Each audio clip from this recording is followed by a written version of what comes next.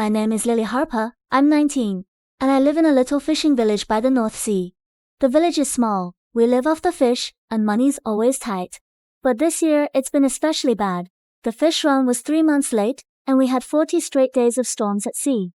The village ran out of income. Some fishermen said they saw a human-like creature in the waves. The eldest said, "The sea god was angry. The only solution was to offer a bride." I was chosen. The reason was simple. I was the only girl in the village who could read, keep accounts, and even use Excel. The elder said, "The sea god likes clever ones." I think they just didn't want to throw their own daughters into the sea. On the day of the sacrifice, I wore a white dress, and the wind was so strong it nearly knocked me over. The whole village stood on the shore, watching me from a distance, with complicated expressions. The village chief said to me, "Lily, you are the hope of the whole village." I looked at him. "I'm the village Excel." He didn't reply.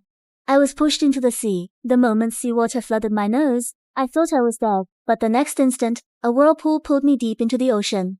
I passed through a glowing tunnel. This wasn't the seabed, it was a palace.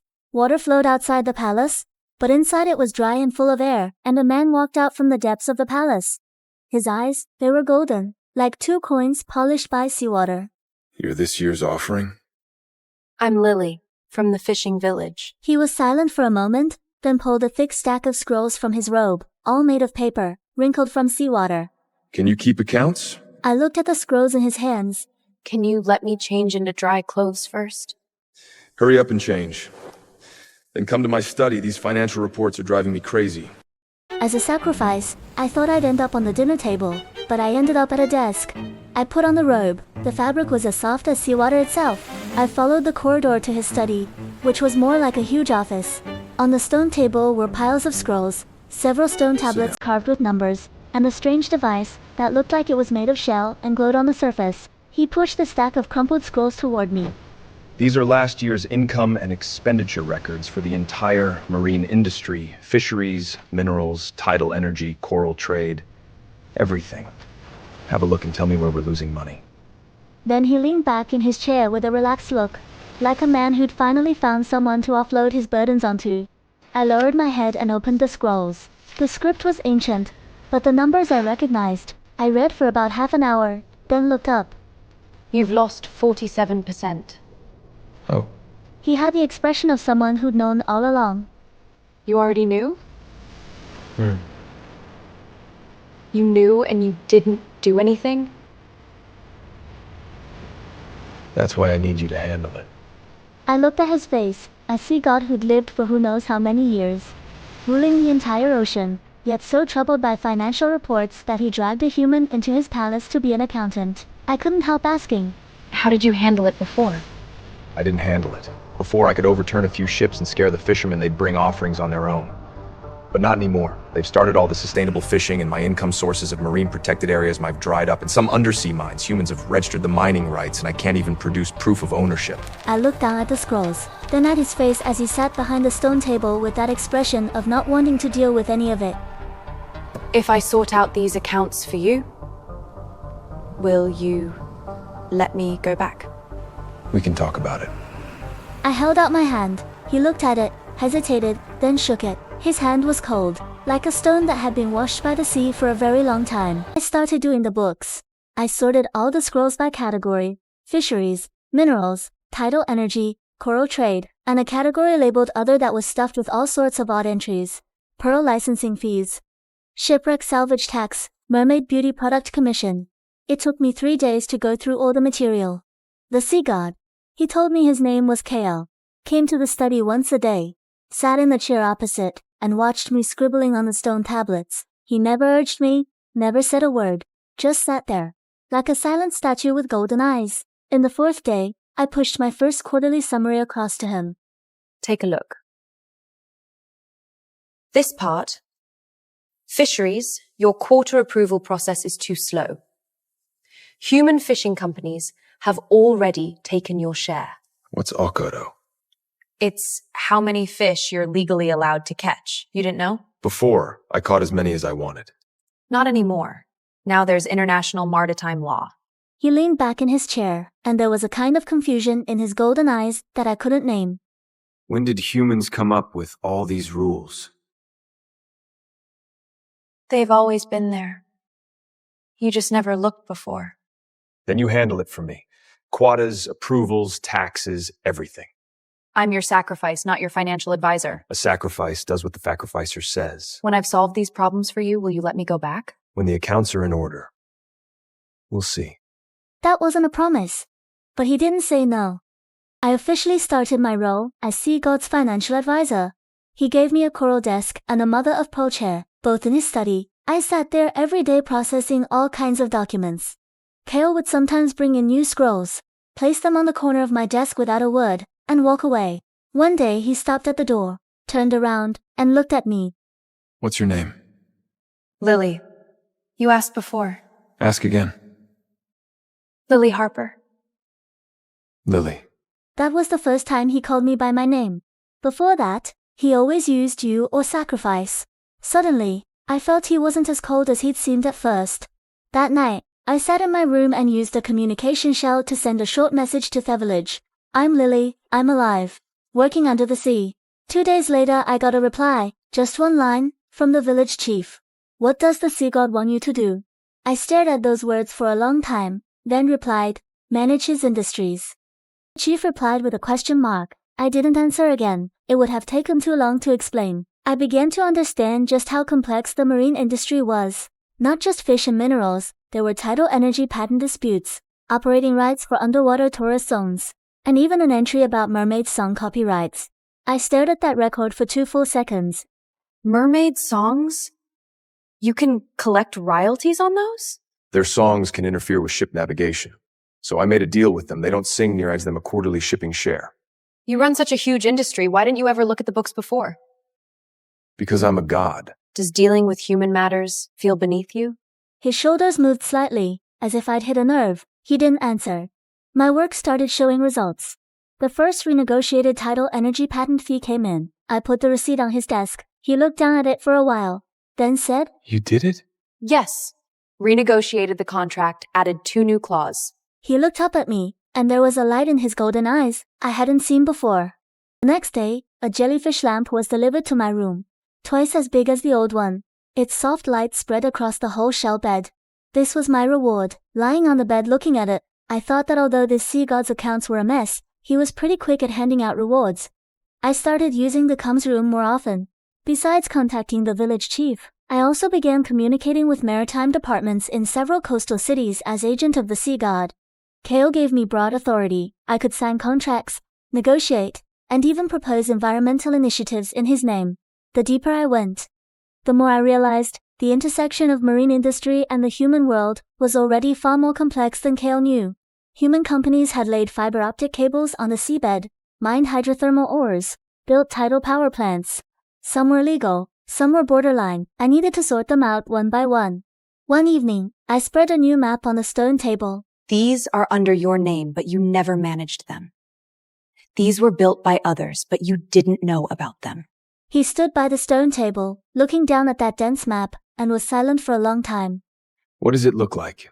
Like you own a big company, but you've never looked at the balance sheet. Can you manage it well? I can, but I need assistance. What kind of assistance? Give me 2 mermaids and a turtle that can speak human language. The mermaids handle underwater patrols. The turtle handles messages. They know the details better than you do. The next day, 2 mermaids and a turtle appeared at the study door. The mermaid sisters had waist-length hair. One was called Sira, the other Mila. You're the new finance officer? You don't look like someone who can manage accounts. Sira, it's her first day. I'm just saying. The turtle was very old, its shell covered in moss, but its eyes were bright. It spoke slowly. My name is Gladys. I used to keep the accounts for 3 sea gods. You're younger than the last 2. Did the earlier sea gods also have financial officers? Yes. But they all got swept away by the waves. My work pace doubled. After her first patrol, Sira tossed a report onto my desk and said, Coordinates confirmed. 3 violations. Then she turned and walked away. Mila added from behind. She's actually easy to get along with. She just talks short. Sierra's voice came back from the other end of the corridor. I don't need anyone to explain for me. Gladys slowly poked its head in through the door. The first sea god relied on strength, the second on fear, the third on capsizing ships with waves. This one relies on reports. Not bad. I began assigning tasks to the sisters. Sierra was in charge of patrols and reporting violations. Mila was responsible for memorizing the exact coordinates and dates of all facilities. Gladys handled translating the old agreements. It recognized the handwriting of every generation of sea gods. A month later, I completed the first comprehensive audit report of marine assets. The original was bound into a volume and placed on Kael's stone table. When he flipped through it, he read it page by page, without skipping anything.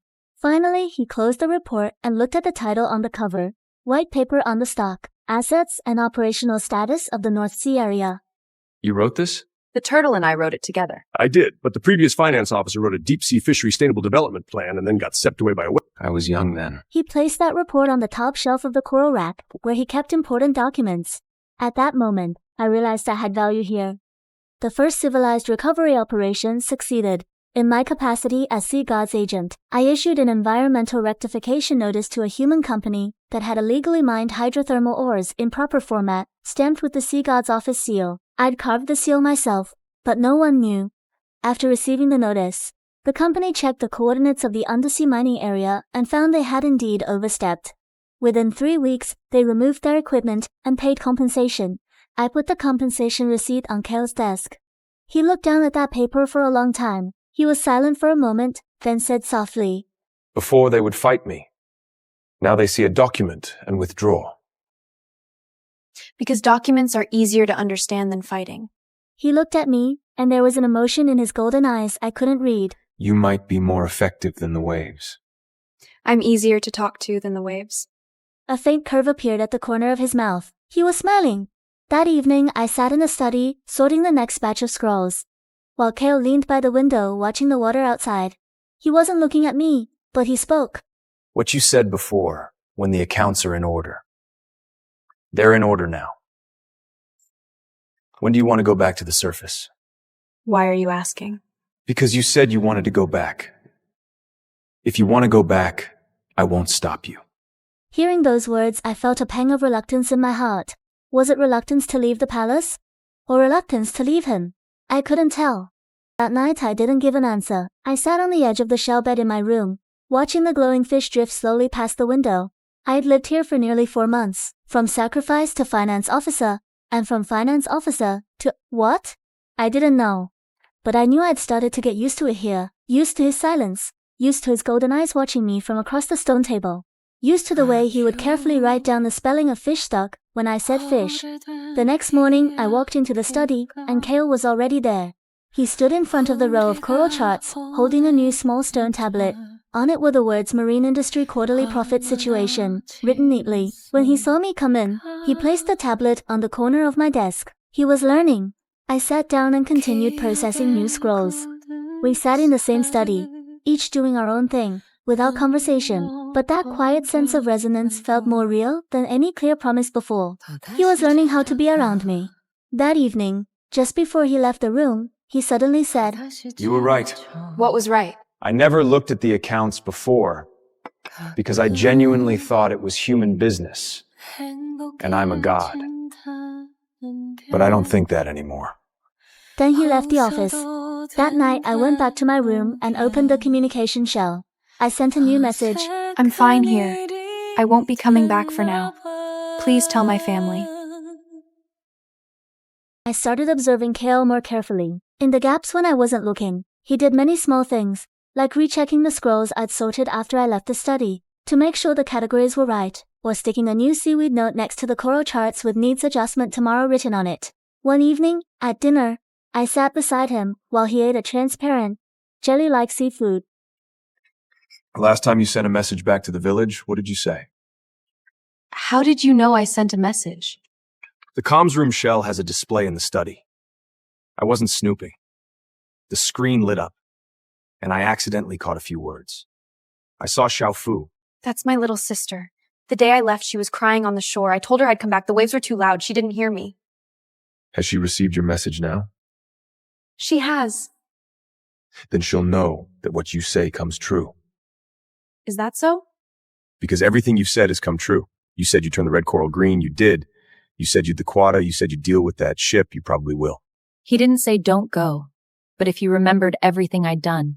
I officially started contact with an international marine conservation organization on land. They proposed a joint survey, not mining, but an investigation into the recovery of the seabed ecosystem. I drafted a memorandum of cooperation. The draft cooperation was approved quickly. They sent a scientific team to the designated area for the survey, and I participated in coordination remotely as representative of the Sea God's office. The survey results showed that the ecological recovery in that area was good, probably because Kael had rarely allowed anyone into that region over the past few centuries. He'd protected it unintentionally. I used to just be too lazy to manage it. Now it seems that being lazy had its benefits. So are you going to keep being lazy? I'll manage it, but I can leave some parts unmanaged. You've learned zoning management. You taught me. Gladys swam over and slowly chimed in. I remember an old saying, the sea god rules the waves. Maybe now the sea god rules zoning management. Have you finished your patrol today? I might have said too much, but I wasn't wrong. I couldn't help but laugh. Kael watched me laugh, and his gaze lingered on my face for a moment. I discovered that Kael had installed more luminous pearls in the corridor without my knowing. I asked him, Why did you install these? Last time you walked into a pillar. I bumped into it once. You bumped into it 3 times. You counted? I saw it. 3 times. The next day when I went to the comms room, I counted on the way, 7 lamps. Every single one was lit. I stood in the middle of the corridor looking at the lights, and felt that what he remembered was probably far more than what he said. Sira and Mila reported more details to me, like how Kael often stood alone on the tallest tower of the palace late at night, looking out at the sea, like how he would sometimes leave for several days and come back with salt frost on the hem of his robe, like how he kept one thing on his desk at all times, an old, worn-edged shell seal. One day I passed his desk and saw that seal. I stopped and looked at it for a while. The shell's grain was deep, with a sheen left by long-term handling. Kael walked into the office and saw me looking at the seal. What is this? It's how I used to record the tides. I carved 1 line every year, for 174 years. And then? Then the tides changed. Humans built dams, altered shipping lanes, adjust coastal water levels. My record became useless. How did you know it was useless? Because I tried. I carved the 175th year.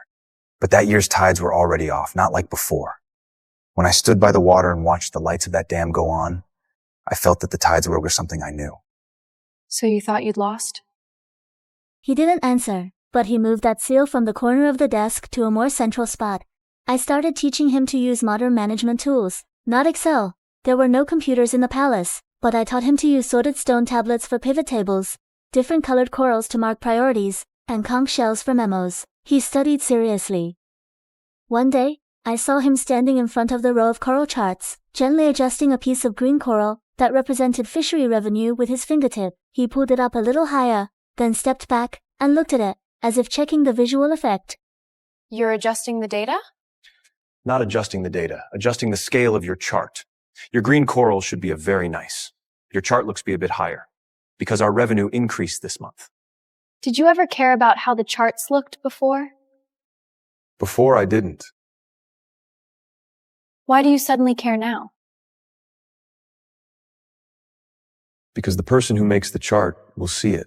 That evening he sat by the window, holding the old shell seal in his hand. He didn't carve a new line, just held it. I sat on the other side sorting scrolls.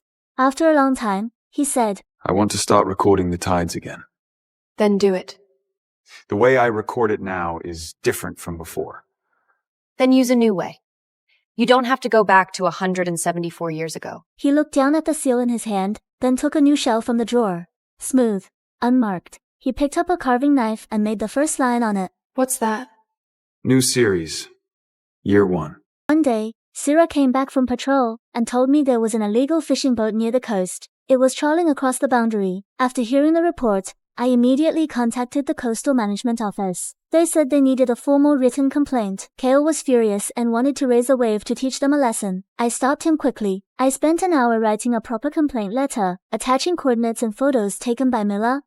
3 days later, that boat was intercepted. They were fined and banned from entering that area for 3 years. I told Kael the result. After listening, his gaze stopped on my face. You sent a letter and they came? Legal procedure. It takes me 3 hours to capsize a boat. It takes you 1 hour to write a letter. Same result. But after you capsize the boat, they come back. After I send the letter, they leave. You taught me one thing. The current can indeed be channeled with paper.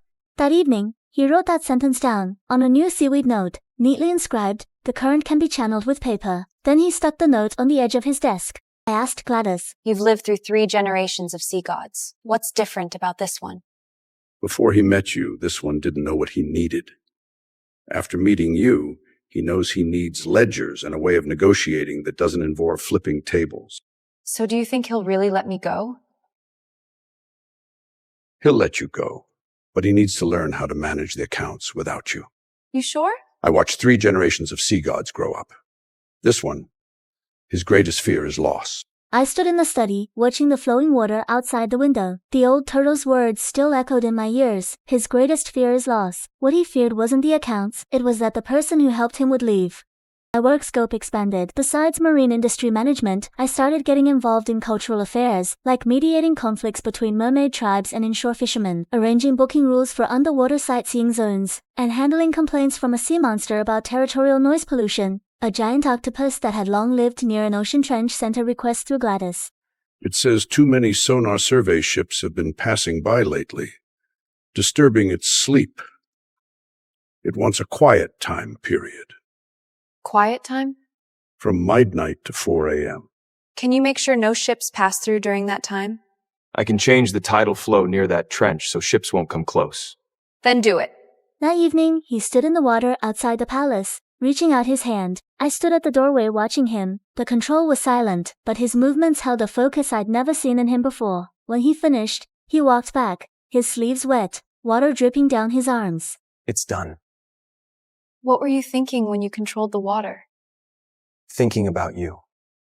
I was thinking, if I did it right, you'd have 1 less letter to write.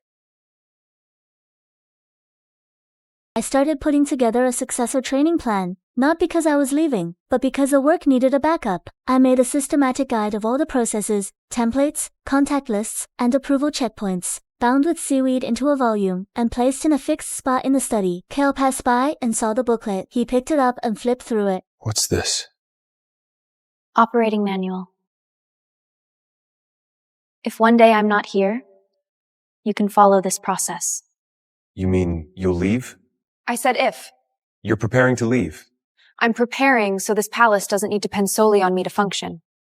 That's project management. He looked into my eyes, and there was a small shifting light in his gaze. I can learn. He started actively learning those operational processes.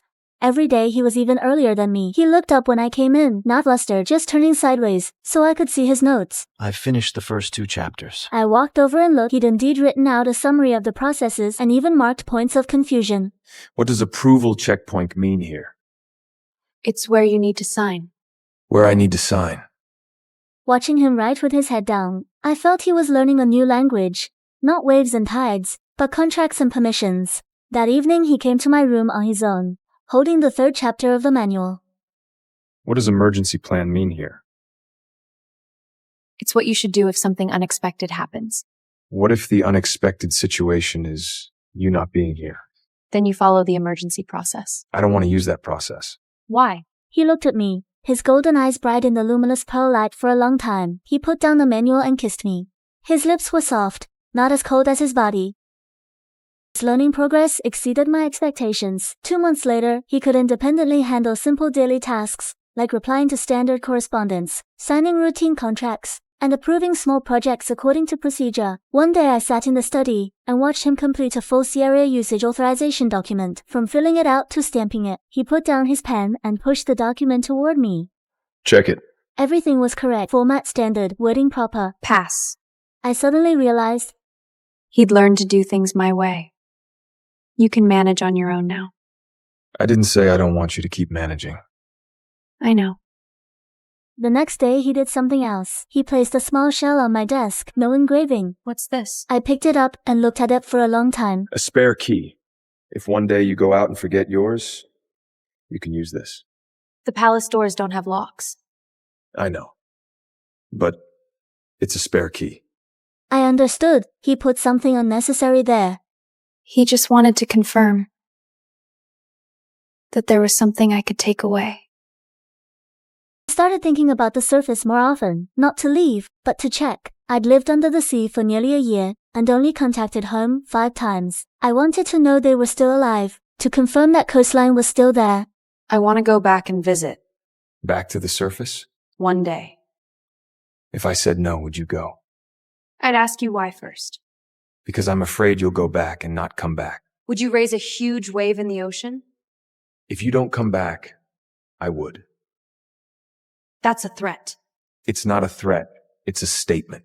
And if I do come back? Then I'll keep reading the reports. Then I'll come back. He sent me back to the surface. Not a whirlpool, but a glowing passage that extended from the palace entrance all the way to the sea surface. I stood on the shoreline and looked back to see a very light ring of ripples on the sea where he stood. I went to the village. When the chief saw me, the fishing net in his hands dropped to the ground. He ran over. Lily, you're alive. Alive. And promoted. Promoted?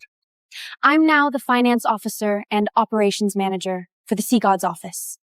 He looked at me, his expression shifting from shock to confusion, and then to a kind of relief. I stayed in the village for 6 hours. I saw my family, ate my mother's cooking. Xiao Fu was playing in the yard. She'd grown a little taller. When I walked over, she looked up at me, then ran over and hugged my waist. Sis, are you going to leave again this time? Yes. But I'll come back again. When I said those words, I felt a kind of confusion. I couldn't tell if it was joy or sadness. I walked along the coast for a while. Then I went back to the seaside. The sun was setting, turning the sea golden. I stood at the water's edge and reached out to touch the surface. The water glowed faintly under my fingers, and the glowing passage appeared again. I walked back to the underwater palace. Kael was waiting for me at the exit of the passage. We went back to the study, and I turned to him and said, My sister grew taller. Will she surpass you? Maybe. She's only 9. Next time you go back, take something for her from me. What? He walked to his desk and picked up a small shell, polished, smooth and shiny, with rounded edges. This. A gift from the sea god. It'll keep her from falling when she walks by the sea. When did you prepare this? The night you left. I had nothing to do. So I polished one. I took it and held it in my hand. The shell surface was fine and warm. On the night I wasn't there, he'd done something in that quiet way of his, prepared a gift for my little sister, a gift for family. After I came back, I found several new things in the study. A new bookshelf made of shell, a brighter jellyfish lamp, and a smoothly polished stone tablet with a line engraved on it, Sea God's Office, Finance, and Operations Center. I stood in front of that tablet and looked at it for a long time. Why did you carve this? Because this is your office. You're the sea god. Your name should be on it. I'm the sea god now, but I'm not the only one. The statement was simple, but his meaning was clear. He'd turned this place into a shared space. Then what are you? I'm a god, but I want to be your colleague. A god wants to work for a human? A god wants to work for the right person. I started teaching him remote working. Because he said, if you occasionally need to go to land for business, I can handle part of the work from under the sea. I installed a new communication system in the palace, using modified deep-sea sonar equipment that could send information to receiving stations on the human coast. He learned to send and receive messages. His first message was sent to me. I was sitting on the other side of the study. My shell screen lit up with a line. I've read this quarterly report. The data on page 3 needs verification. Signed with K. That was the first time he'd proactively used the new tool. A quarter later, I received a letter, a formal invitation from the International Marine Management Organization, Ms. Lily Harper. In view of your outstanding contributions to the management of the North Sea area, you are cordially invited to attend the annual Ocean Governance Summit and give a keynote speech. I told Kael. Are you coming? Yes. I'll go and come back after the speech. I can go with you. In what capacity will you go?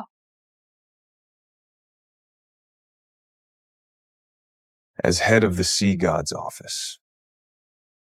Your colleague. I looked at his golden eyes. He was defining his identity in a whole new way. Not as a god, not as a master of waves, but as my colleague. The day before the summit, I helped him prepare human attire. He put on the dark gray suit I'd brought. The sleeves and shoulders fit, because his build was similar to a human's, just a bit taller. On the day of the summit, he sat in the audience. I stood on the stage, facing marine experts and government representatives from around the world. I talked about the operational experience of the Sea God's office, managing marine resources in a different way. When people in the audience asked questions, Kael sat there, listening quietly. His posture was upright and steady. After the speech, I walked off the stage. He handed me a glass of water without saying a word, but he stood there like someone who had grown used to waiting. Any comments? You said we manage the ocean with documents. You used we. Right. During the summit, I met an old fisherman. He stopped me at the Cecil. Are you from the Sea God's office? I am. You help the Sea God manage the accounts, and you do it well. But what about us people who live off the sea? Do you know why our catch keeps dropping every year? It's not because we're over temperature has changed. It's the fish have gone deeper. The Sea God can manage letters, but can he manage water temperature? I can't manage water temperature. Then what's the use of all this talk? The purpose of what I do isn't to manage water temperature. It's to get people and the sea god to talk at the same table. Before, you could only communicate through sacrifices and storms. Now you can read reports and contracts. As for the water venture table, only sit at the same table, only then can we figure it out together. I'll wait until I see results before I say anything more. I went back to my hotel room and stood by the window looking at the sea. Kael came over from the next room and stood beside me. What did that man you met say?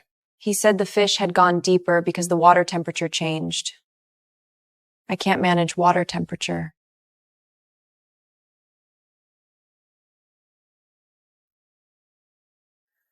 You can't manage water temperature, but you can make sure he can still survive after the temperature changes. You never told me about the water temperature. Because I didn't know how to handle it. Before, all I could do was raise waves. Raising waves doesn't solve water temperature. After the summit, we returned to the Deep Sea Palace. I received more cooperation invitations, but I no longer needed to handle every single one myself, because Kael had already learned most of the processes. I stood at the door, watching his back. He was adjusting the height of a piece of green coral, placing it in the right spot. His movements were no longer hesitant. Kael, do you still have trouble sleeping? Sometimes. But not because of the accounts anymore. Because of what? Because I'm afraid you might leave one day. I walked into the study and sat down on the coral stool beside him. He sat down too. The fish outside the window swam slowly past in the luminous pearl light, and the blue light fell on the table between us like a layer of tiny specks. I won't leave. You're sure? Sure. I leaned in and kissed him. That water temperature problem became our next work focus. The next day, Kael called a meeting with the Total Gladys, the Mermaid Sisters, and a few old dolphins. It was the first non-financial meeting ever held in the palace. Gladys said, Temperature change isn't something you can control. But you can give the fish. Sarah said, I can patrol and record the new migration routes of the fish. Mila said, I can make a map. Kael listened to everyone, then turned to look at me. Can you turn all this into a document? A document about what? A new fish route map. Then tell the humans the fish have moved from here. If they want to fish, go to these new coordinates. You're willing to tell humans where the fish have gone? If I tell them They won't fish blindly. I leaned back in my chair and looked at this sea god who once expressed his attitude by capsizing ships. You've changed. Change for the worse? Changed. More like a colleague. After that new fish route map was completed, I sent it to the International Marine Management Organization. Along with a letter, the Sea God's office recommends new fishing gear adjustments. Coordinates attached. For reference, 2 weeks later I received a reply. Recommendation adopted. New fishing guidelines will be implemented next quarter. I showed the reply to Kael. He read that short message and was silent for a long time. I tried to tell them where the fish were before. I used waves to mark it. They couldn't understand. This time they understood. That evening, he sat in the study, holding the old shell seal and turning it over in his hands. Next to the 174th line, he added a new line. Very light, very shallow. What's that? The 175th year. You said the tides were off that year. They were off.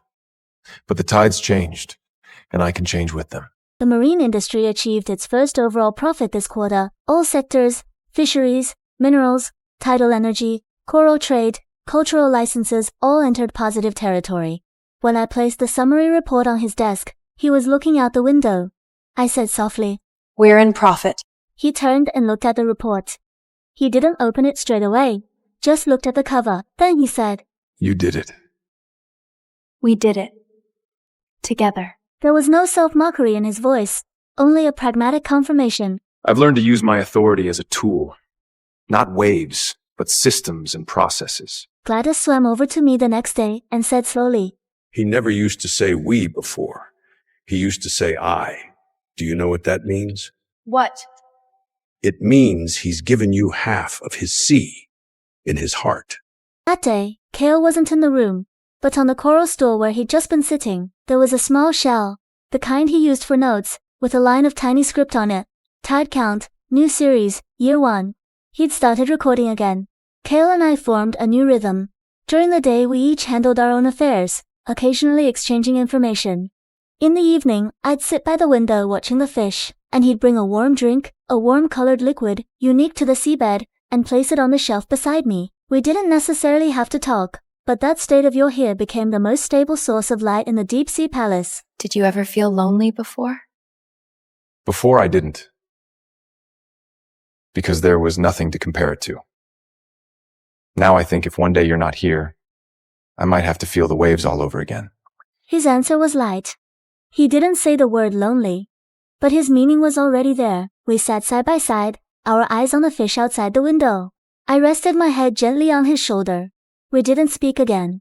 But that state of your here was the best answer to that question. I started recording notes on underwater living. Not an operations manual, but a life guide. About how to adjust the brightness of the luminous pearls, how to make the coral stool more comfortable, how to remember to stand up and move after long hours of work. Just as I finished the last page, Kael happened to pass by. What are you writing? It's for you. In case I'm not here. He stopped, looked down at the seaweed scroll in my hand. Methods for adjusting the brightness of luminous pearls. Why are you writing this? Because I noticed you like brighter light, but you can't adjust it yourself. He stared at that line on the scroll, was silent for a moment, then said, I can't adjust it. You can teach me. I already taught you. Teach me again. That evening I demonstrated the brightness adjustment method for the luminous pearls again. He stood beside me and watched carefully. Next time, you should do it yourself. He nodded. As I turned to leave, he said behind me, But I'll probably still ask you to do it. With my back to him, I smiled softly. That night, I went back to my room and sent a message to Zhao Fu. Next time I come back, I'll bring you a gift from the sea god, a shell. It'll keep you from falling when you walk by the sea. Zhao Fu sent back a smiley face. I turned off the screen, lay on my shell bed. One day, Syrah came back from patrol with something, a fragment of a message bottle from the human world, with a note inside. The handwriting was blurred by seawater, but I could still make out a few words. Sea god, please make way for a fish. I looked at that note for a long time. Syrah said, Found it near the coast, probably thrown by fishermen. Someone asked me directly. Have you received any before? I have, but before I didn't read them. They burned incense through bottles, laid offerings on the shore. I didn't read them. He walked over to the communication device and sent a message to the Coastal Management Office, reading, "The Sea God's office has received a message from fishermen. Please publish the new fishing zone coordinates. Let everyone know where the fish have gone." I stood behind him, watching him do all this. One day Gladys swam over beside me and said slowly, I remember an old saying, the sea god rules the waves. Maybe now the sea god, it should be, rules replying to emails. How many did he reply to today? 14. 4. 7 standard replies, 3 forwarded to human partners. 4 need your final confirmation. He used a new signature yesterday. What signature?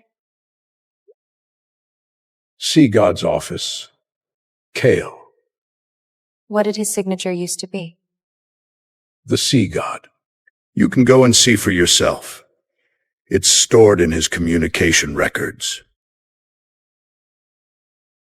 After Kael left the study, I walked over and opened his communication shell. The first formal message in the history was the one he'd sent to the Coastal Management Office, and the signature read, Sea God's Office. Kael. He hadn't just learned the processes, he'd also learned the new identity. We returned to the Deep Sea Palace. This was already the 5th month after the overall profit. The new fish route map had been formally incorporated into human sea area management guidelines. The water temperature problem still existed, but we now had a team to study it.